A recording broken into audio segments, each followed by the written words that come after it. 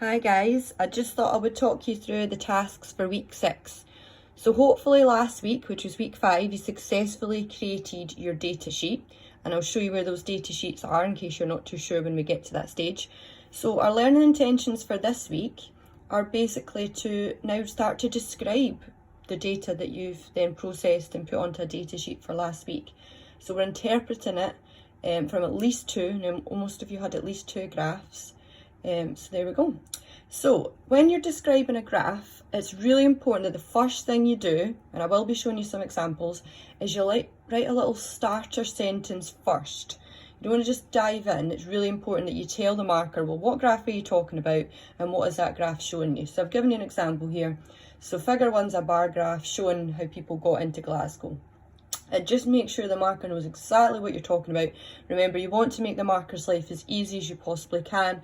And I've just said here, just think about it a wee bit like you're having a starter before you're having your main meal. It just gets things started. Then once you've done that, that's when you then describe what your graph shows. You're imagining here that the marker doesn't know how to read a graph and you're reading the graph for them.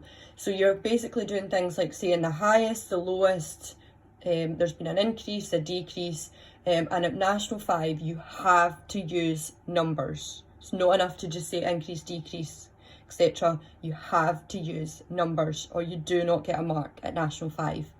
So I've just put some hints in here. You can read through them at your own leisure. So if it's a bar graph that you've got, these are the different types of things you would do.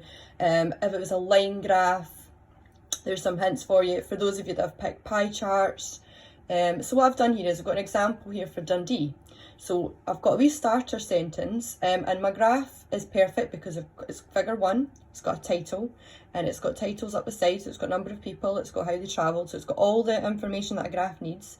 So the starter sentence basically is figure 1 is a bar graph which shows the different methods people use to travel to Dundee. So it doesn't get any marks, however it directs the marker to the graph that you're talking about so that they know exactly what they're looking at and what the graph's showing. Now some of you are probably wondering, why do you need that? Because the sentence is right underneath the graph. However, I know this is going to be a bit confusing. Your descriptions are going to be separate from your graph, so that data sheet that I made you isn't supposed to have any writing on it. All your writing is to go in a different document, so that's why it is really important that you direct the marker to the graph that you're talking about. Then when you're doing the description, so in this case I've said it shows that most people travelled into Dundee by train, so you can quite clearly see the highest bar there's train, and I've given the number, it was 5 people. Really important you do that. And then I said that the fewest people cycled, and you could say tram or cycle for that, at 0. So the fact I've said most at 5 would get a mark and least at 0 would get a mark. Really important that you do both of those. I've also given an example of a line graph. So here's CO2 emissions in China. I've got my wee starter sentence. So figure 2 shows the CO2 emissions in China. And then I've said it shows that the overall emissions have increased from 1.2 from whatever year it was. Make sure for those of you that are doing population structure, you make sure you mention the year. And then I said it increased to 6.8 in 2010. And then just to get an extra mark, I've just added in the steep increase there. So for those of you that have done line graphs, it would be a really good idea to note anything significant, any particularly steep parts. For those of you that are doing a pie chart, now I know that some of you have the percentages on your pie chart, so you can use the percentages. Just bearing in mind, I will be removing those percentages later, so you'll have to memorise them later on. So this one here, I've got my wee starter sentence, so it shows what people thought about traffic congestion in Dundee. So there's my starter sentence. It shows that most people think, so the greyest part is the largest part, that Dundee is congested, and it's approximately 60%. So if you know the percentage off by heart or precisely, then put that in. However, if you don't know the percentage and you want, if you look at that, it's over half of it. So that's why I went with 60%.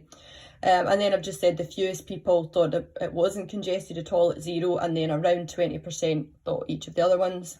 I've got an example. I know there's only a couple of you doing weather, but if you're doing weather, so figure 4 shows the weather station circles for the 7 days. It shows that the temperature was highest on day 3 at 18 compared to the lowest at 8, which is a 10-degree difference. And then I've talked about the cloud cover.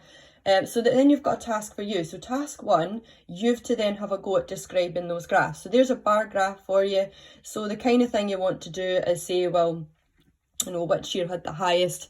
You mean the graph doesn't have a title. I'm going to be honest, guys, this is not me that made this graph, so the graph doesn't have a title, so we don't know exactly what it's trying to show. But even if you just say what was highest in what year. For this one here, you've got a line graph. Again, this one doesn't have a title. It was not me that made it. Basically, it looks like we've got visitor numbers per year, so what's happening to them. What do you think would be the solution to traffic congestion in Dundee? So describe this pie chart. What do most people think? What do not as many people think? Now, again, for the numbers there, the percentages aren't there, so I mean, I think if you hover over it, you can see the percentages, or you can just, use an approximate. So once you've done that, task 2, you are now the marker. So I've done some descriptions, and you basically just need to say, well, how many marks do you think they would get? Now, remember, to get a mark, you have to include a word like most, least, increase, decrease, higher, lower, and you have to have a number. So example here, most people travel to Dundee with 12 people. So that's a mark. The birth rate in Scotland has decreased from 2 to 1.5. So you've got decrease, you've got the number, so there's a mark. I just made up those numbers, I think, when I was doing that. For each of the following, how many marks do you think they would get? And if they wouldn't get any marks, what do you think they could do to improve it? So I've got an example there. So I've got a wee description there, and basically it said figure 1 shows the tourism. The trend shows that tourism has increased. And then in particular, it's really increased quite dramatically in China. So I get 1 mark for the last sentence because I said increased and I gave the numbers. So there we go for the UAK exports. I've got a description there, so have a read it and see if you think I would get the mark for that. I've got pie charts, so have a look at the pie charts, look at my description and see if you think I would get the mark. Now, task 3, this is the most important task of this week. This is where you're now going to describe your graphs. So open and save your processed data sheets, which I created for you last week. Now, just in case you don't know where they are, if you go into the team, so this is our team, and if you go into files, and then if you go into, hopefully it'll load okay, it's called processed information sheets. Click on that. Then these are the ones I had so far at the time of filming, but I've probably had more since then. But click on the one that's got your name on it, and I would save a copy of that. Now, if you edited it there, it wouldn't be the end of the world because it is your own document, but I would recommend that you save a copy of it because it will come in quite handy for you over the next couple of weeks. So if I just go back into this document just now, so just make sure for each of your graphs, now you've got a couple of options of what you can do here. You can open up a Word document and type up your answers onto a Word document, or if you want to write it on line paper and send me a picture of it, I'll then type it up for you. I would advise against typing it on the actual sheet just because that's not how it's going to work in the final thing. So I would advise that you do it on a separate Word document or a bit of line paper and then send me the picture. So just make sure for each graph you have to have a starter sentence, and then you have to describe in detail with the numbers what it shows. Again, all the examples are on here for you. Make sure that you double check it, and it's definitely going to get a mark. You get 3 marks for this section, so this is why having 3 graphs or more would be ideal, because you want at least 1 description for each graph. So there we go. So that's me talk you through this. So what I'm going to do is just a wee quick example for you. So this is the data sheet. It's the same data sheet that you saw for last week. And I created a blank Word document. Now, I'm not going to type up the whole thing because this would take a wee while, but I'm just going to show you. So I would recommend that you have a document side by side if that's possible, or for those of you that are writing on line paper, then obviously you can just send me a picture. So the first graph I want to talk about is this one here. So I just put in figure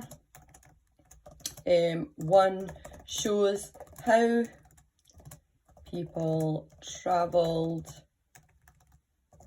into Edinburgh, right? So the reason this wee starter sentence is important is because the 2 documents are side by side, they're not together. It directing the marker, I have to look at this one, and it shows me how people got to Edinburgh. It doesn't get a mark, but it just makes the marker's life easy. Then you go on to do the description. So I'm not going to do the description because there's already an example on the document for you, but you would just say most people, and then you would say travel by train, and then you would say the number, right? There was already an example there, right? Then you would go on to your next graph, and obviously these do not relate because these are just examples. So, I mean, you wouldn't necessarily have shopping quality and traffic, but this is just for example. Then I would be like, for my second one, figure 2 shows, and I'm just going to put blah, blah, blah, the comparison of the shopping quality between the 2 areas. and then you would say it shows that, and this one's obviously a bit harder to describe, so I would just be talking about anything particularly significant. So if we look at this, it looks like there was more cafes in the suburbs. You mean, you don't want to talk about them all, because remember, you only need 3 description marks, so you don't need to talk about them all, but I would just talk about the ones that were particularly significant and particularly different. So I mean, number of shoppers wasn't particularly different, so there's maybe not much point talking about that. Obviously it depends on what your graph looks like.